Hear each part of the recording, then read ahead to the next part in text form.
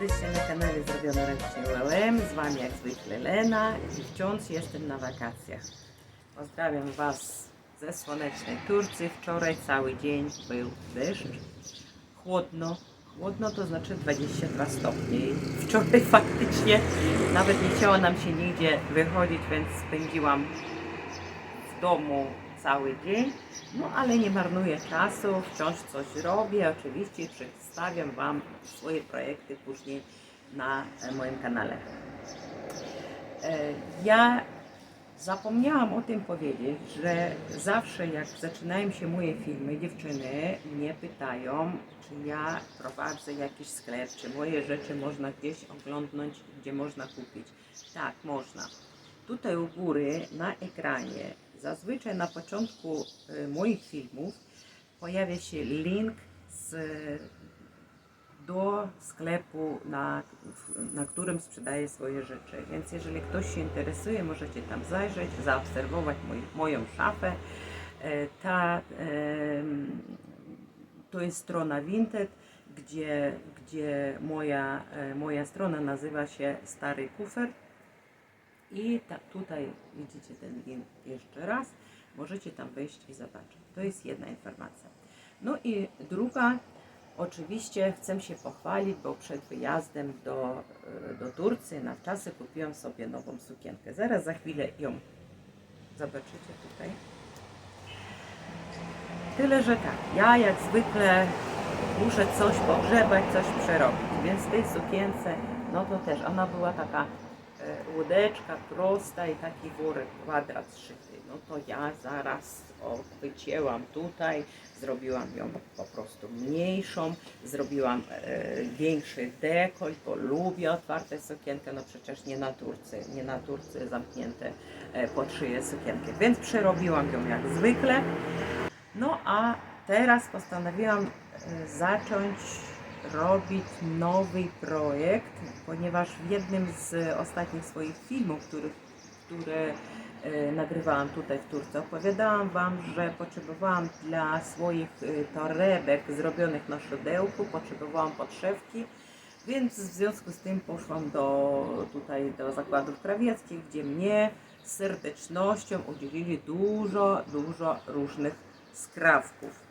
Więc dziewczyna dostała cały stos odciętych rzeczy od dżinsów i mam zamiar to wykorzystać. A ponieważ dżins możemy wykorzystać w różnych sposobach, jest ogrom filmów, w których dziewczyny pokazują, że szyją torebki, szyją dywaniki, szyją lunchmaty, wszystko, odzież, ubrania, spodnie, wszystko. Ja też robię, o czym wiecie, ale teraz właśnie chcę połączyć te kwadraciki i spróbować na tym właśnie różne techniki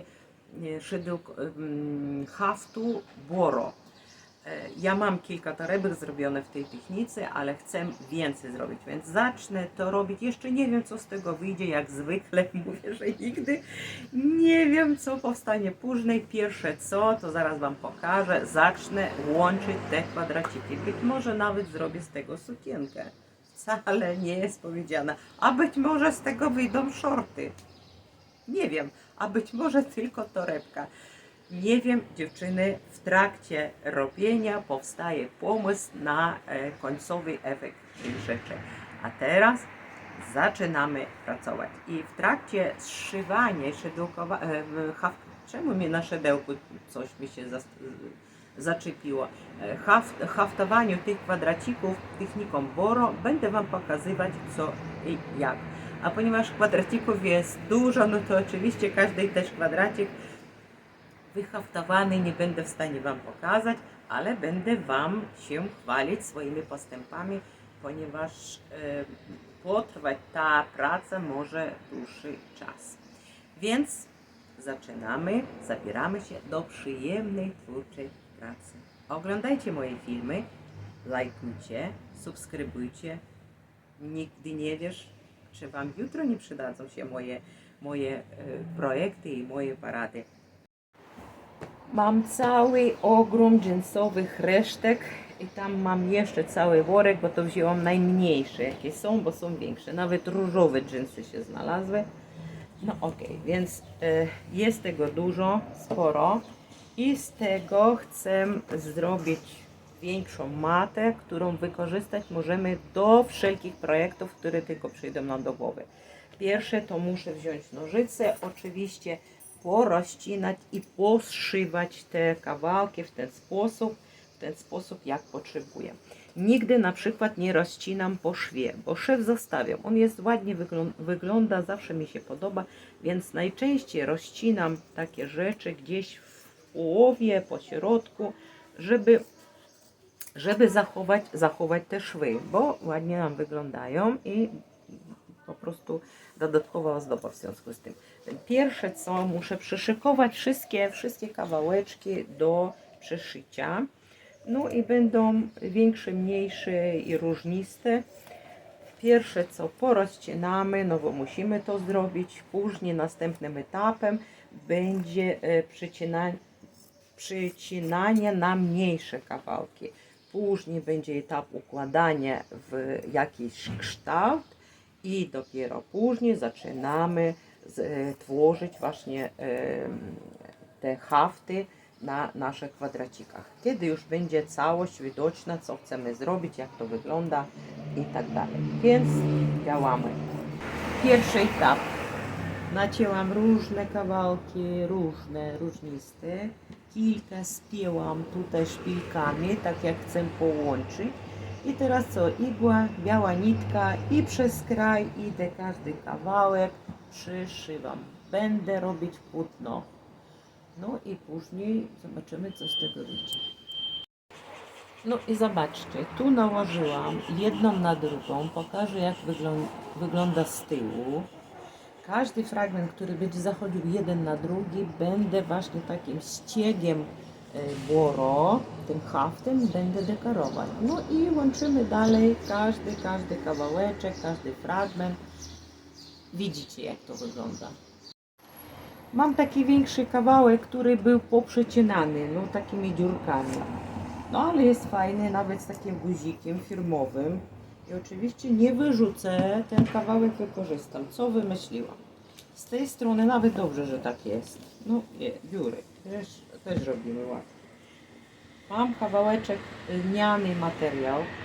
Zaraz włożę właśnie z tyłu ten kawałek, ten fragment w ten sposób. Odetnę tyle, ile potrzebuję.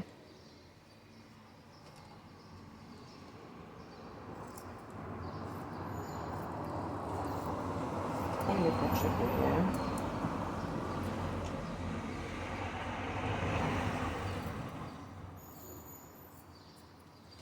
Zobaczcie. I przyszyję ten kawałek. Tak jak gdyby łatkę zrobimy. I kiedy z prawej strony jeszcze można będzie powycinać bardziej, to będzie prześwitywać właśnie ten jaskrawy kolor.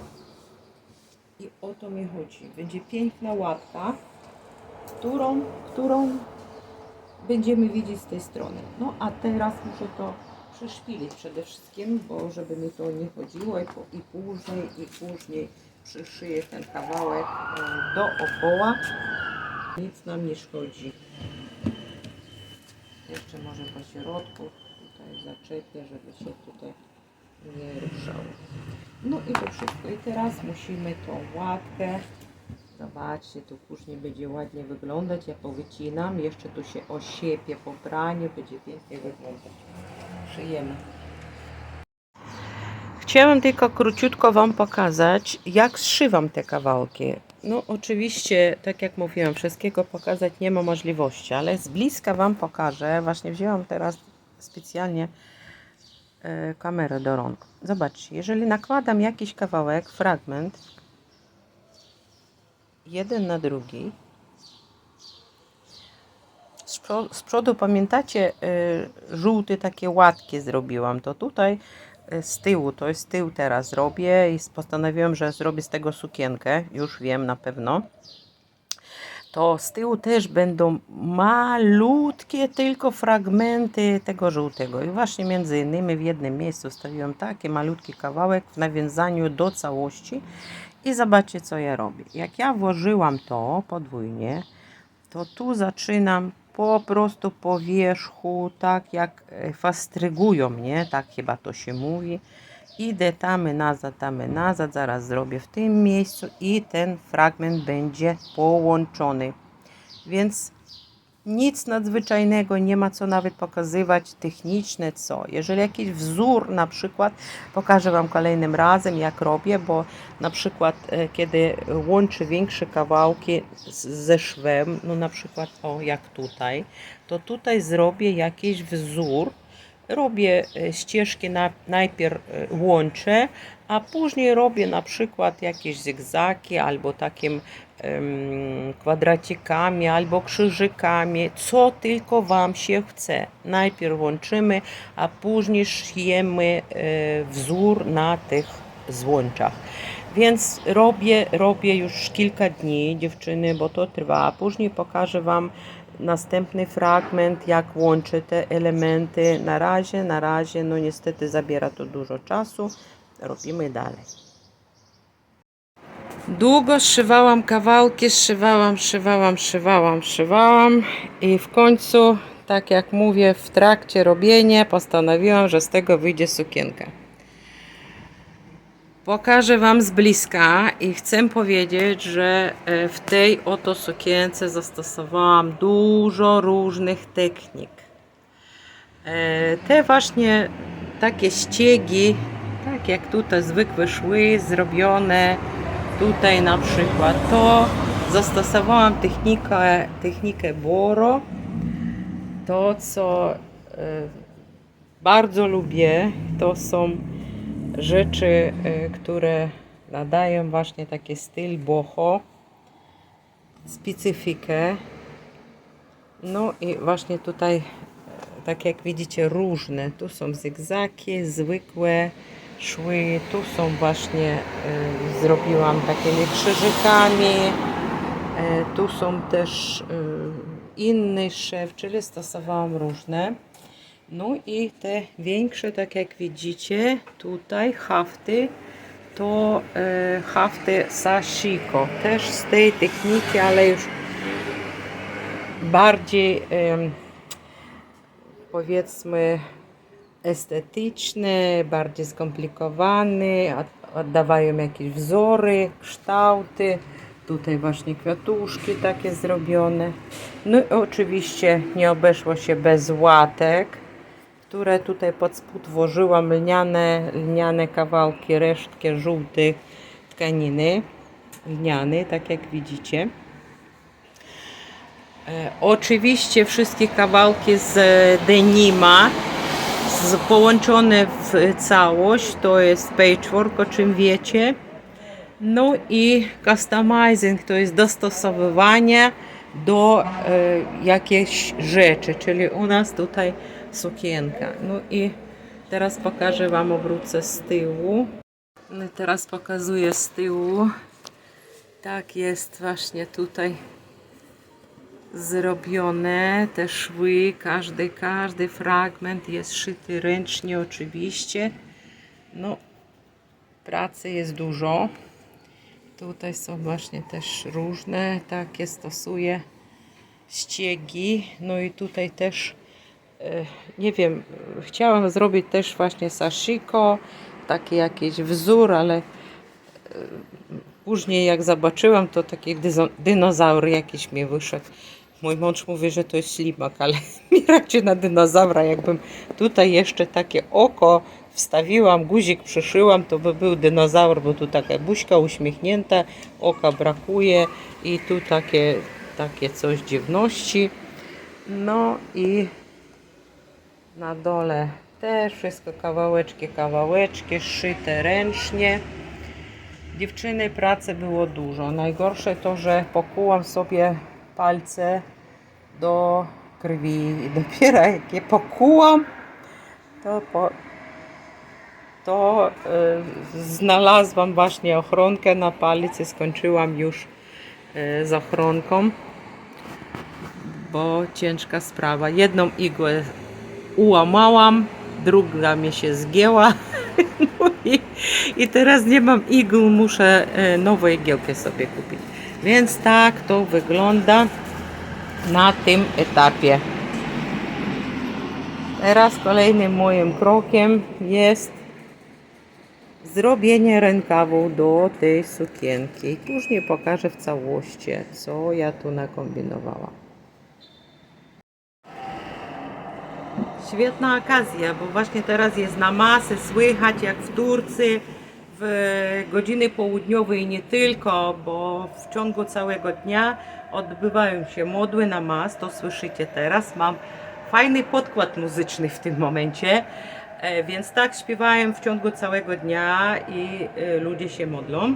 W każdym kraju jest swoja tradycja, ale powiem Wam, że mi, jak osobie muzycznej, to w ogóle się nie przeszkadza. Wręcz przeciwnie, mi się to podoba.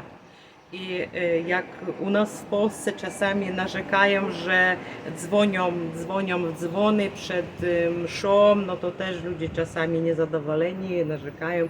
A ja uważam, że tradycja to jest tradycja i każdą tradycję w każdym państwie trzeba uszanować. Tak jak widzicie, u mnie z tyłu jest flaga polska, bo jestem w Turcji, ale nikt mi tego nie broni. Szanuję znaki państwowe, a z drugiej strony, co też widzicie w moich wideo, jest flaga turecka i ja podchodzę do takich rzeczy z szacunkiem. No a teraz wracamy do tej sukienki, którą robiłam.